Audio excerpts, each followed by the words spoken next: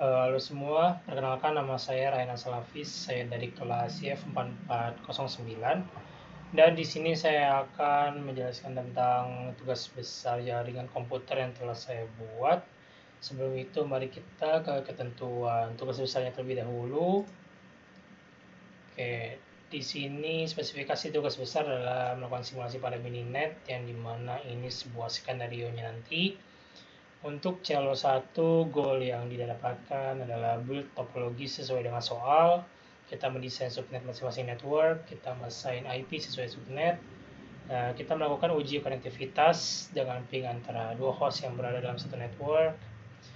Dan untuk Celo 2, kita mengimplementasikan mekanisme routing pada topologi yang ada. Kita melakukan uji konektivitas menggunakan ping. Kita membuat tabel routing. Kita menganalisis routing yang digunakan menggunakan tracer route. Oke, untuk Celo 3, goalnya adalah membuktikan bahwa TCP telah diimplementasikan dengan benar pada topologi dengan kita mengenerate traffic menggunakan ePerf, kita melakukan capture traffic menggunakan custom script atau Wireshark. Nah, untuk Celo 4 sendiri, goalnya adalah menginspeksi penggunaan queue pada router jaringan. Kita mengenerate traffic menggunakan ePerf, kita men-set ukuran buffer pada router mulai dari 20, 40, 60, dan 100. Dan kita mengcapture pengaruh ukuran buffer terhadap delay. Kita menganalisis eksperimen hasil variasi ukuran buffer. Dan kita mengerti caranya mengubah buffer.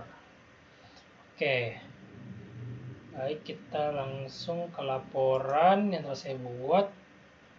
Dan di sini adalah topologinya.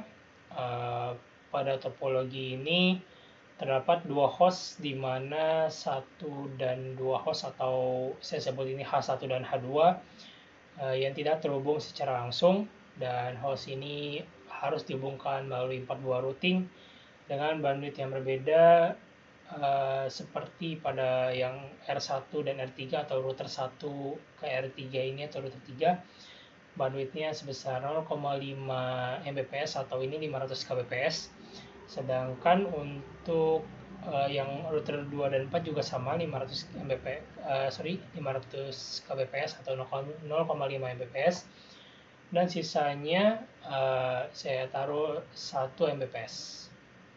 Di sini saya melakukan IP dengan 172.16.0.0, dan ini adalah tabel subnetting yang telah saya buat untuk mempermudah dalam membuat Python dan Mininetnya. Dan selanjutnya ini adalah source code-nya untuk Celo 1, Celo 2, Celo 4. Oke, untuk Celo 1 subnetting. Nah, Celo 1 sini kita bisa lihat dari topologinya terlebih dahulu. Kita pada terminal kita bisa melakukan untuk masuk ke dalam atau ke model super user dulu.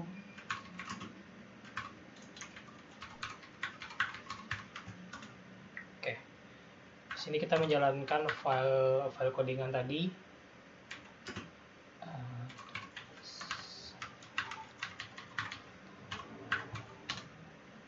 Nah, dengan cara untuk Celo satunya kita melakukan net.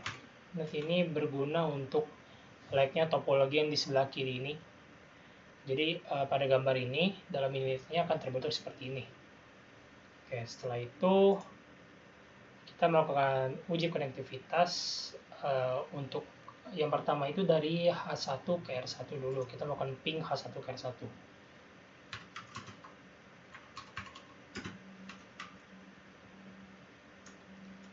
Nah, ini sudah dimulai pingnya. Dan selanjutnya kita melakukan ping dulu R1 ke R3.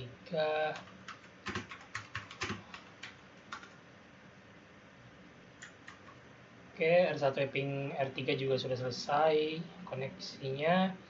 Selanjutnya kita ke R3 ke 2.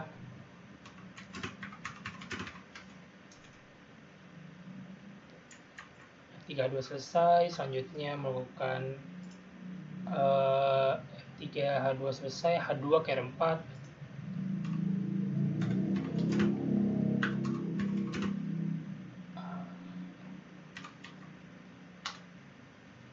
H2 R4 juga selesai.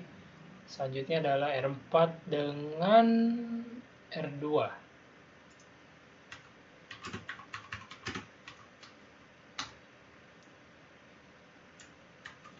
R2, R4 ping R2 juga selesai. Selanjutnya adalah R2 dengan H1.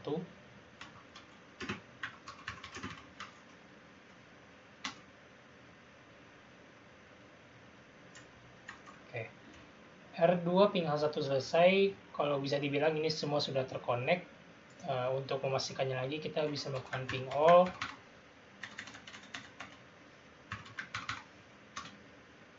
Ya, di sini ini sudah berarti kalau semua host dan router ini sudah saling terkoneksi.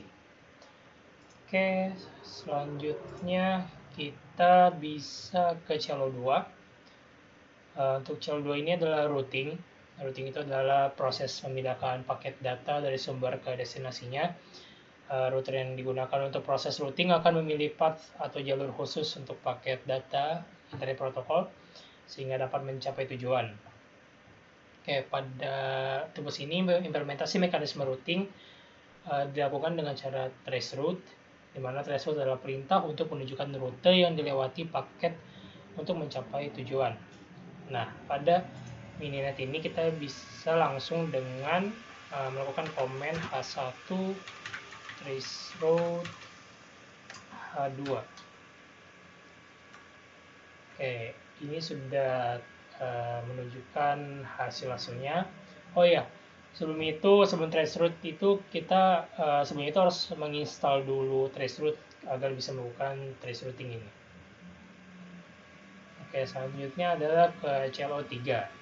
Celo 3 di sini adalah melakukan generate traffic menggunakan ePerf, dan itu pada TCP dump dan Wireshark, dan untuk membuktikan aktivitas jaringan yang telah dibuat dapat menggunakan generate traffic untuk melakukan aktivitas jaringan dalam Wireshark dan TCP dump.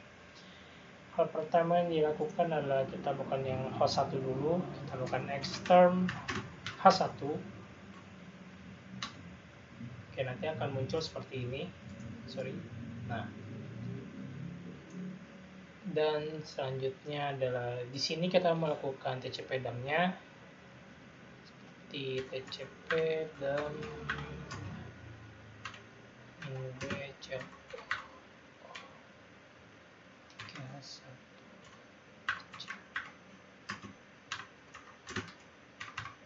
Jadi di sini adalah untuk mengcapture si Celo 3.1.php ini dengan data sejumlah 200 paket.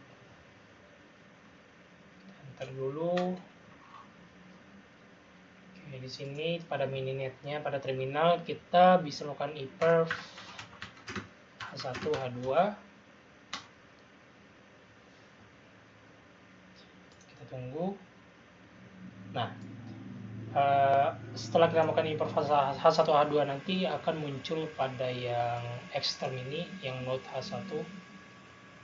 Dan selanjutnya adalah kita bisa membuka file tadi yang di folder yang sama, tubes Celo 3 1 PHP. Buka dulu. Nah, dan ini adalah capture dari Wireshark-nya. Oke, selanjutnya untuk H2 juga sama prosesnya seperti tadi, hanya saja ini cuman yang tadi host 1, sekarang host 2. Selanjutnya adalah Celo 4, yaitu buffer. Buffer ini digunakan untuk menampung sementara data yang sedang diambil oleh hard disk, sehingga nanti OS akan menerima data secara utuh, tidak perlu menunggu pecah-pecahan data dari head dan melakukan penggabungan data secara manual. Oke, di sini pada Celo 4 kita melakukan uji coba buffer mulai dari 20, 40, 60, dan 100. Oke, kita coba dari ukuran buffer 20. Sebelum itu kita buka dulu source code-nya.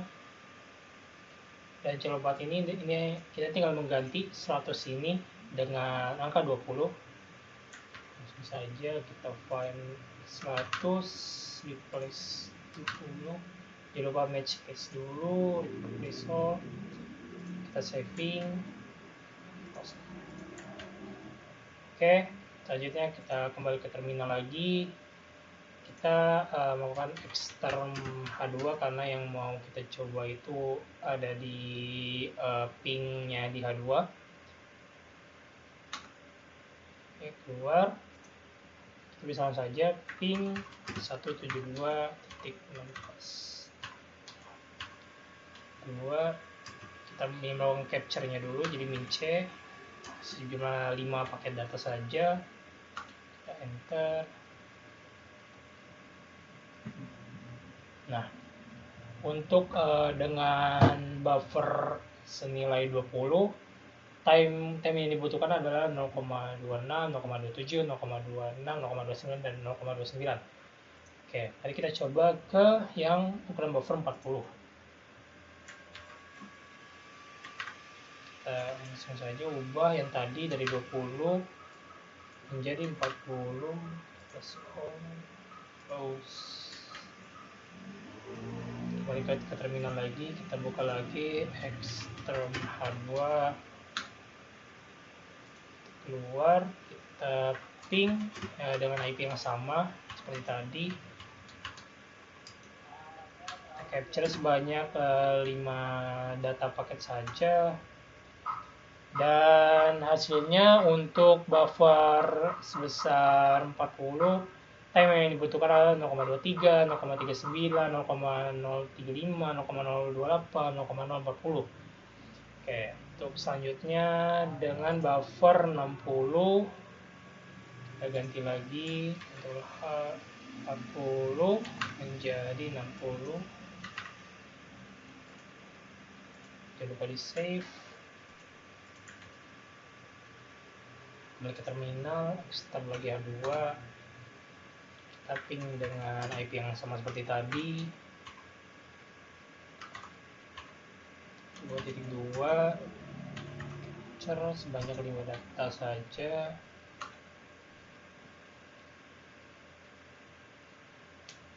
Oke, yang dihasilkan running time-nya itu sebesar 0,024, 0,027, 0,029, 0,029 dan 0,034. Selanjutnya kita melakukan dengan buffer ukuran 100. Kita ganti lagi 60 menjadi 100. Jangan lupa di save. Kembali ke terminal, kita ke login tadi, melakukan ping yang sama.